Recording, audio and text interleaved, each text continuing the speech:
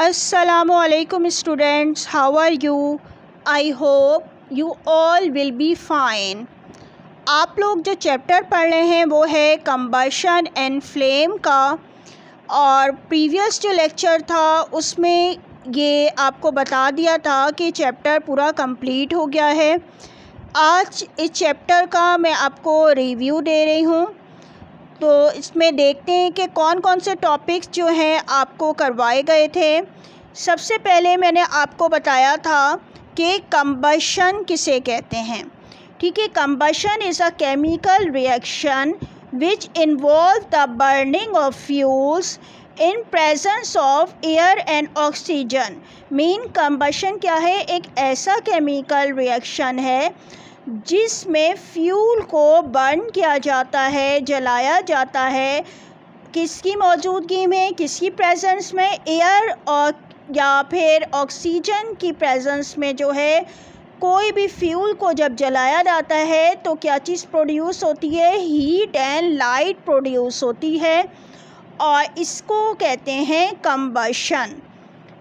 इसके बाद मैंने आपको एक्सप्लेन किया था कि कंबस्टेबल सब्सटेंसेस किसको कहा जाता है और नॉन कंबस्टेबल सब्सटेंस किसको कहते हैं। कंबस्टेबल सब्सटेंस किसको कहा गया था कि the substances that burn in air to produce heat and light is called combustible substance.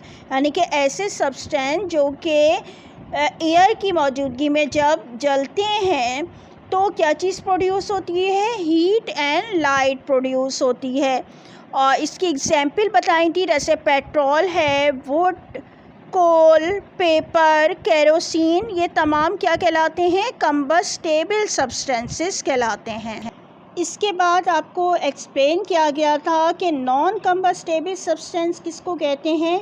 The substances that does not burn in air is called non combustible substance. इसकी examples आपको बताई थी, जैसे मेटल है, मड है, stone है, glass, cement, ये तमाम क्या हैं? नॉन कंबस्टेबल सब्सटेंस कहलाते हैं। नेक्स्ट टॉपिक जो आपको करवाया गया था वो था कंडीशन फॉर कंबशन।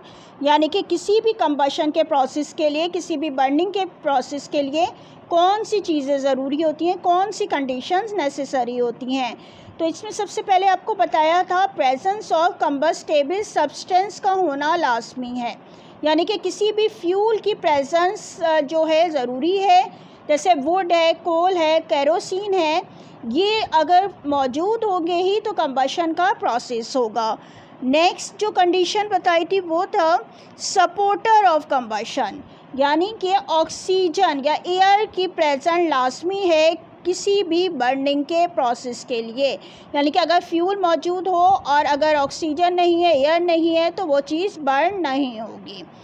इसके बाद थर्ड कंडीशन जो है वो कहलाती है अटेनिंग इग्निशन टेम्परेचर। यानी कि वो मिनिमम टेम्परेचर जिस पर कोई भी चीज़ जो है बर्न होना शुरू हो जाए।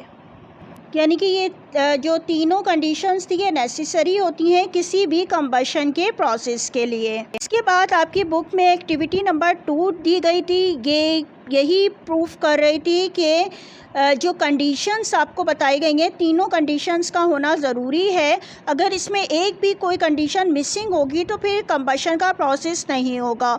तो जो एक्टिविटी नंबर 3 थी उसमें यही आपको डिटेल में एक्सप्लेन किया गया था कि किसी भी अगर कैंडल को आप बर्न करते हैं तो इसमें तीनों कंडीशंस जो है पूरी हो रही हैं। यानी कि जो है फ्यूल भी मौजूद है, कंबस्टेबल सब्सटेंस, यानी कि आपके पास कैंडल मौजूद है, एयर भी मौजूद है, और इसके बाद जो है वो इग्निशन टेम्परेचर, लो टेम्परेचर जिसमें कोई चीज़ जलना शुरू हो। लेकिन अगर आप इस कैंडल के ऊपर जो है ग्लास या कोई भी चीज़ आप जो है कवर कर देंगे इसको, कैंडल को, तो जो फ्लेम है फ़ौरन जो होता है वो बुझ जाता है, क्योंकि आपने एयर जो है वो ब्लॉक कर दी है। यानी कि किसी भी एक कंडीशन का ना होना जो है बर्निंग के प्रोसेस को रोक देता है। इसके बाद एक नेक्स्ट एक्टिविटी नंबर 3 थी जो आपको डिटेल में एक्सप्लेन कर दी गई थी, और ये भी इसी को प्रूव कर रही थी कि वो कंडीशंस अगर प्रेजेंट नहीं है कोई भी एक, तो कंबशन का प्रोसेस नहीं हो सकता। इसके बाद जो आपको टॉपिक एक्सप्लेन किया गया था वो था टाइप्स ऑफ कंबशन का टॉपिक। इसमें मुख्तलिफ़ टाइप्स को एक्सप्लेन किया गया था, जैसे कि रैपिड कंबशन बताया गया था कि ये रैपिड होता है, बहुत तेज़ी से होता है और इसमें बहुत ज़्यादा अमाउंट में, लार्ज अमाउंट में हीट और लाइट प्रोड्यूस होती है।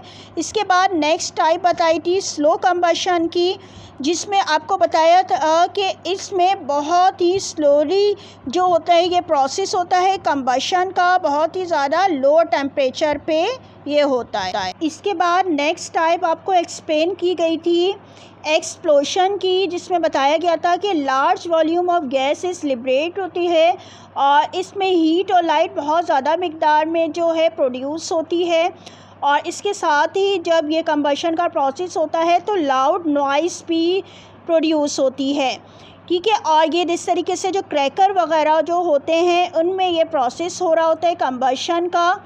इसके अलावा नेक्स्ट जो टाइप थी वो स्पॉन्टेनियस कंबशन थी और इसमें आपको बताया गया था the combustion in which the substance burn without the presence of external source of heat is called spontaneous combustion, ठीक है। इसके बारे में आपको एक्सप्लेन किया गया था। इसके बाद जो नेक्स्ट टॉपिक था हमारा वो था कंट्रोलिंग फायर का। इस टॉपिक में आपको फायर अगर लगी हुई हो, कहीं पर आग लग जाए तो उसको किस तरह कंट्रोल किया जा सकता है, इसके मुख्तलिफ मेथड को डिटेल में एक्सप्लेन किया गया था। फॉर एग्ज़ाम्पल ये बताया गया था कि अगर किसी जगह आग लग जाती है तो वहाँ से कंबस्टेबल सब्सटेंस यानी कि फ्यूल वगैरह को रिमूव कर दिया जाए या फिर जो है ऑक्सीजन का कट ऑफ कर दिया जाए। इसके अलावा कंट्रोलिंग फायर में आपको एक फ़ायर एक्सटिंग्विशर के बारे में भी एक्सप्लेन किया गया था डिटेल में। ये फ़ायर एक्सटिंग्विशर जो होता है ये सिलेंड्रिकल वेसल होता है जो कि मुख्तलिफ़ किस्म की जो बड़ी बड़ी जो बिल्डिंग्स होती हैं और इसके अलावा बैंक्स वगैरह होती हैं या सिनेमा हॉल वगैरह होते हैं, वहाँ पर ये लगे हुए होते हैं ताकि अगर अचानक से कहीं पर आग लग जाए तो उसको कंट्रोल किया जा सके। इसके बाद आपको जो टॉपिक एक्सप्लेन किया गया था वो फ्लेम का टॉपिक था और इसमें मैंने आपको मुख्तलिफ़ किस्म के जो कैंडल के फ्लेम के जोन्स के बारे में एक्सप्लेन किया था कि कैंडल का जो फ्लेम होता है उसके 3 मेन जोन होते हैं, जो कि आउटर जोन, इसके बाद नेक्स्ट मिडिल जोन और जो लास्ट वाला होता है वो इनर मोस्ट जोन कहलाता है। आउटर जोन जो होता है वहाँ पे कंप्लीट कंबशन होता है और ये हॉटेस्ट पार्ट होता है। इसी तरीके से जो मिडिल जोन होता है ये पार्शियली कंबशन यहाँ पे हो रहा होता है और ये मॉडरेट हॉट होता है। इसके बाद जो इनर मोस्ट जोन होता है ये लीस्ट हॉट जोन होता है। इसके बारे में आपको पूरा डिटेल में एक्सप्लेन किया गया था। इसके बाद आपको जो टॉपिक एक्सप्लेन किया गया था वो फ्यूल के बारे में था और इसकी क्लासिफिकेशन आपको बताई गई थी कि 2 टाइप्स की क्लासिफिकेशन बताई गई थी कि एक फ़िज़िकल स्टेट्स के लिहाज से और एक इसकी अकरेंस के लिहाज से, इसकी ओरिजिन के लिहाज से एक्सप्लेन किया गया था। फ्यूल्स को आपको जो बताया था कि फ़िज़िकल स्टेट के लिहाज से इसको 3 ग्रुप्स में डिवाइड किया था। एक सॉलिड फ्यूल कहलाते हैं और इनकी अगर एग्जाम्पल देखें तो सॉलिड फ्यूल की है, जैसे कोल है, वुड है, कोक है, चारकोल है, एनिमल डंग है। ये डिफरेंट टाइप्स की जो एग्जाम्पल थी ये सॉलिड फ्यूल के बारे में आपको बताया गया था। इसके बाद आपको बताया था कि कुछ लिक्विड फ्यूल्स भी होते हैं जो कि नॉर्मल टेम्परेचर पे जो है लिक्विड हालत में रहते हैं। इसकी एग्जाम्पल आपको बताई थी, जैसे कि है पेट्रोल होती है, एलपीजी है, डीजल है, केरोसिन है, स्प्रिट है, ये तमाम लिक्विड फ्यूल कहलाते हैं।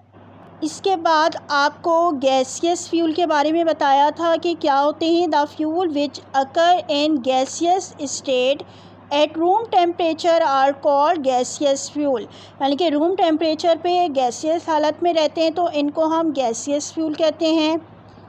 इसकी एग्जाम्पल्स एक्सप्लेन की थी, जैसे नेचुरल गैस जो स्टोव में यूज़ होती है, मीथेन गैस है, बायोगैस है, कोल गैस है, वाटर गैस है, ये तमाम जो है गैसियस फ्यूल कहलाते हैं। इसके बाद जो टॉपिक एक्सप्लेन हुआ था वो फ्यूल एफिशिएंसी का था, जिसमें आपको कैलोरीफिक वैल्यू के बारे में बताया गया था कि the amount of heat it releases on complete combustion of its 1 kilogram of fuel and this is known as the calorific value of the fuel. यानी कि अगर हम कोई भी फ्यूल लें, 1 kg फ्यूल लिया और इसका कंप्लीट कंबशन करवाया, इसको मुकम्मल तौर पर अगर हम जलाएं तो जो अमाउंट हीट का हमें मिलता है ये कहलाती है इसकी कैलोरीफिक वैल्यू कहलाती है उस फ्यूल की। इसके बाद लास्ट टॉपिक जो आपको एक्सप्लेन किया गया था वो था harmful effect of burning of fuel. यानी कि अगर हम किसी फ्यूल को बर्न करते हैं तो उसके कौन से हार्मफुल इफ़ेक्ट जो है वो क्रिएट होते हैं। कोई भी आप फ्यूल को आप जब बर्न करते हैं तो उससे मुख्तलिफ़ किस्म की गैसेस प्रोड्यूस होती हैं और ये जो गैसेस होती हैं ये बहुत ज़्यादा हार्मफुल होती हैं और ये हमारी ब्रीथिंग के साथ भी हमारे अंदर बॉडी में चली जाती हैं और जिसकी वजह से मुख्तलिफ़ किस्म की डिज़ीज़ जो होती हैं वो हमें हो जाती हैं। ख़ास तौर पे रेस्पिरेटरी डिजीज़ क्रिएट हो रही होती हैं इन पॉइजनस गैसेस की वजह से और इसके साथ ही ग्लोबल वार्मिंग भी बढ़ रही है, यानी कि हमारे अर्थ का टेम्परेचर बहुत ज़्यादा हाई हो रहा है। इसी तरीके से बताया गया था जब ये हार्मफुल गैसेस जो होती हैं फ्यूल के बर्न की वजह से जब पैदा होती हैं और इन्वायरमेंट में मौजूद होती हैं गैसेस और जब रेन होती है तो उसमें ये गैसेस डिज़ोल्व हो जाती हैं और फिर जब रेन के साथ जो है ये गैसेस हम तक पहुंचती हैं तो ये एसिड रेन जो होती है वो फॉर्म करती हैं और ये जो एसिड रेन होती है ये क्रॉप के लिए बहुत ज़्यादा हार्मफुल होती है और इसके साथ ही हमारे रेस्पिरेटरी प्रॉब्लम्स भी क्रिएट हो रहे होते हैं। यानी कि मुख्तलिफ़ किस्म के हार्मफुल इफ़ेक्ट के बारे में आपको बताया गया था। इसके बाद आप लोगों ने रजिस्टर में जो वर्क किया है उसका रिव्यू दे रही हूँ, ये चेक कर लें कि आप लोगों ने अपने रजिस्टर में काम कर लिया है कि नहीं। मैंने 10 क्वेश्चन टोटल करवाए हैं। इसके अलावा डायग्राम्स भी थी, कंबस्टेबल सब्सटेंस की बनवाई थी। इसके अलावा नॉन कंबस्टेबल सब्सटेंसेस की डायग्राम भी बनवाई गई थी। इसके अलावा जो आपको कैंडल फ्लेम के डिफरेंट जोन थे इसकी डायग्राम थी। फायर एक्सटिंग्विशर की डायग्राम थी। ठीक है, ये तमाम डायग्राम्स आपके क्वेश्चंस जो 1 to 10 करवाए हैं उसमें मौजूद थी। इसके अलावा जो है आपको आज मैं एक होमवर्क दे रही हूँ, ये आपकी बुक पेज नंबर 56 और 7 पे है। ये MCQs हैं, टोटल 5 MCQs हैं। ये आपने बुक से कॉपी करने हैं। 5 MCQs 56 और 57 पेज पे हैं और इनको खुद से आपने फिल करना है। ठीक है, अगर आपने लेक्चर को समझा है सही से तो आप ये आसानी से कर लेंगे। आज का आपका होमवर्क ये MCQs हैं जो कि बुक पेज नंबर 56 और 7 पे है।